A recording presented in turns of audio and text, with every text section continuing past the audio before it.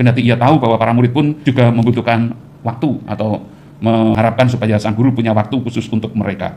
Tetapi Yesus tetap akhirnya memberikan juga apa yang diharapkan, didambakan oleh banyak orang. Ia mengajarkan banyak hal kepada mereka. Apa yang diajarkan? Kita semua tahu bahwa apa yang diajarkan oleh Yesus kurang lebih adalah juga seperti apa yang dianugerahkan oleh Allah kepada Salomo, yakni hikmat.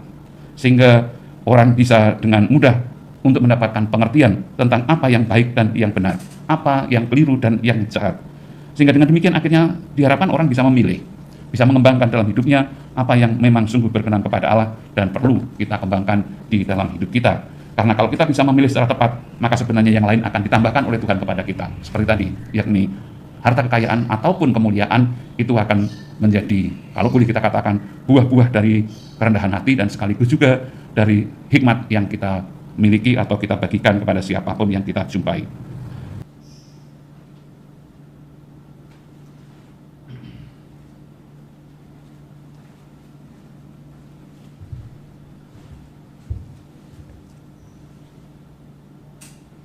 Inilah perawan yang budiman yang keluar menyongsong Kristus dengan pelita bernyala.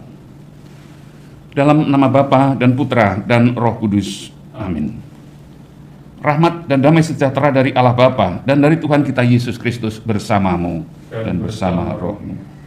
Saudara-saudari yang terkasih, hari ini tanggal 5 Februari kita bersama-sama merayakan atau memperingati Santa Agatha perawan dan martir yang hidup pada tahun 231 sampai 251.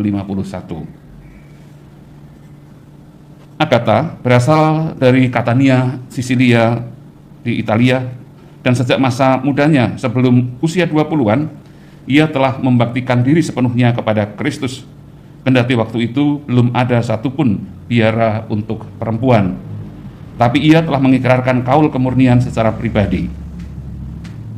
Hidupnya dibaktikan sepenuhnya kepada Tuhan dengan melayani orang-orang yang miskin dan yang sakit. Karena cara hidupnya itu, maka ia ketahuan bahwa ia adalah orang Kristen.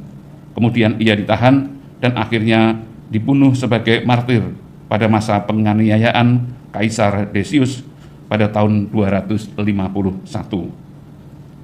Tentang Santa Agatha ini, Santo Methodius pernah mengatakan atau menulis, Agatha, nama dalam bahasa Yunani yang berarti baik, adalah orang yang kudus dan memang sungguh-sungguh baik.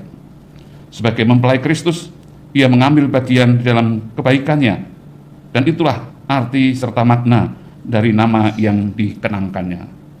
Maka marilah saudara sekalian, kita bersama dengan Santa Agatha yang kita peringati pada hari ini, kita juga mohon kepada Tuhan, semoga kita pun juga boleh mewarisi semangat yang diwariskan oleh Santa Agatha perawan dan martir ini, yakni mengungkapkan atau mewujud nyatakan ajaran Kristus dalam sikap melayani saudara-saudara kita, khususnya orang-orang yang miskin dan menderita sakit. Saudara-saudari yang terkasih, kalau kita bicara tentang Salomo, yang biasanya melekat kuat dalam pikiran kita adalah kebijaksanaannya. Dengan kata lain, Salomo itu amat dikenal sebagai seorang raja yang mempunyai kebijaksanaan tanpa tanding. Bahkan bila mau dikatakan, bisa dikatakan sampai saat ini tidak ada seorang raja pun yang mempunyai kebijaksanaan sedalam atau sehebat Salomo. Dalam bacaan yang pertama tadi kita mendengar bagaimana atau mengapa Salomo bisa sampai kepada, kalau boleh kita katakan, kemampuan seperti itu. Yang pertama-tama ia menyadari bahwa dirinya masih muda dan perlu banyak belajar serta banyak berkat. Maka kemudian pada saat Tuhan memberi kesempatan kepada Salomo untuk minta apapun, yang pertama-tama diminta oleh Salomo bukan seperti yang kebanyakan diminta oleh orang, yakni untuk kesenangan duniawi, umur panjang, kekayaan, ataupun nyawa musuh, tetapi Salomo meminta kebijaksanaan supaya ia bisa menggembalakan, mendampingi, merawat umat yang Salomo katakan sebagai warisan dari orang tuanya dan sekaligus yang tidak lain dan tidak bukan dari umat atau rakyat Tuhan Allah sendiri. Maka Salomo minta supaya diberi hati yang paham menimbang perkara, untuk menghakimi umat dengan tepat, dan sekaligus juga bisa membedakan antara yang baik dan yang buruk, yang jahat. Maka Tuhan Allah menganugerahkan kepada Salomo apa yang ia minta. Tadi kita dengarkan, karena ia minta hikmat dan pengertian, maka kepadanya juga akhirnya Tuhan Allah memberikannya secara berkelimpahan. Bahkan kemudian ditambah dengan apa yang tidak dimintanya, yakni keagungan, dan sekaligus juga apa yang sebenarnya dirindukan oleh banyak orang. Maka Tuhan Allah mengatakan akan menganugerahkan kepadanya baik kekayaan maupun kemuliaan, sehingga sepanjang umurnya tidak akan ada seorang pun yang melebihi Salomo di kalangan para raja. Dan kalau kita lihat, kita cermati sampai sekarang pun, kita bisa menemukan dengan amat baik, dengan mudah, bahwa para pemimpin atau tokoh-tokoh yang akhirnya justru kalau boleh kita katakan sukses atau berhasil, bukan tokoh-tokoh yang pertama-tama mengumpulkan kekayaan untuk dirinya sendiri, ataupun juga bangga bersyukur karena bisa menyingkirkan atau mengalahkan saingannya, atau juga umur panjang dan sebagainya. Tetapi tokoh-tokoh yang akhirnya dianggap hebat, dikagumi oleh masyarakat dan dunia adalah tokoh-tokoh yang memiliki kebijaksanaan di dalam langkah-langkah ataupun cara untuk memimpin atau merawat rakyatnya. Dan itu bisa kita temukan juga dalam tokoh sepanjang sejarah, termasuk sejarah kita saat ini. Oleh karena itu kita pun juga diajak untuk belajar mengembangkan hidup kita, supaya kita juga tidak keliru memilih. Kita bukan memilih kekayaan, kita bukan membanggakan kekayaan, kita juga bukan membanggakan kehebatan atau keunggulan kita dibandingkan dengan yang lain-lain, tetapi kita diajak untuk bersama-sama membanggakan kerendahan hatian kita, dan sekaligus juga anugerah atau rahmat Allah yang kita terima, yakni rahmat kerendahan hati untuk menimbang dan menemani saudara-saudara kita yang membutuhkan, melakukan apa yang perlu kita lakukan secara tepat, memberikan pernyataan apa yang memang perlu kita nyatakan secara bijak dan tepat. Oleh karena itu marilah kita mohon kepada Tuhan, semoga kita juga memiliki semangat yang sama seperti yang juga dilakukan oleh Yesus pada saat para murid setelah kembali, itu dari bacaan 2 hari yang lalu yang kita bisa kembali lihat. Setelah mereka kembali dari perutusannya, kemudian Yesus tahu bahwa para murid semangat sekali, tapi pasti juga lelah. Maka Yesus sebenarnya ingin supaya memiliki kesempatan untuk duduk bersama khusus hanya dengan para muridnya.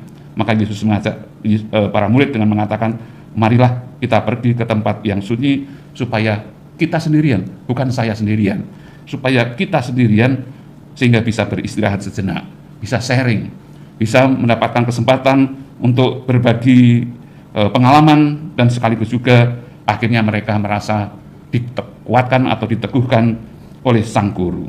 Tetapi ternyata orang-orang yang begitu banyak jumlahnya tidak membiarkan mereka menikmati kebersamaan itu atau kesendirian itu. Bahkan akhirnya dikatakan bahwa makan pun mereka tidak sempat. Apakah mereka kemudian mengambil sikap keras untuk mengatakan kepada orang-orang dengan tegas, pergilah, kami mau istirahat?